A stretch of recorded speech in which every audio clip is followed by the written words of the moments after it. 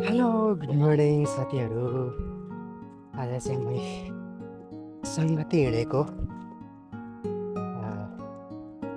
धेरै टाढो छ। यहाँ लगभग मेरो घरदेखि चाहिँ 1 घन्टा 10-15 मिनट चाहिँ हिँड्नु नै पर्छ सङ्गति जानको लागि। त्यही भएर म यसरी हिँड्दैछु, सुई सुई सुई हिँड्दैछु। हिँड्न चाहिँ त्यो ज्याकेटले अब जाडो थियो, अब हिँड्दा हिँड्दै पसिना निस्केर ज्याकेटले गर्मी पाउन थाल्यो। के गर्नु है, सङ्गति जानैपर्छ। आत्मिकी सङ्गतिमा रहनु भनेको एकदमै आफ्नो लागि नै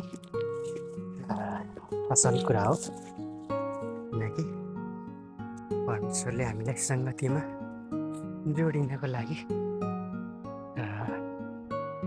प्रोत्साहन गर्नुहुन्छ। यही नै सबैभन्दा असल कुरा हो। धेरै टाढो छ घर, आधी बाटो पनि आइपुगेको छैन आउनलाई चाहिँ, र पनि म हिँड्ने काम चाहिँ निरन्तर भइरहेछ। हिँड्ने काम चाहिँ एकदमै, किनकि ठ्याक्कै 10 बजेदेखि सुरु हुन्छ यहाँको सङ्गति। त्यही भएर 10 बजे पुग्ने हिसाबले चाहिँ म पाइलाहरूले चाल्दैछु हो। ल त साथी, धन्यवाद।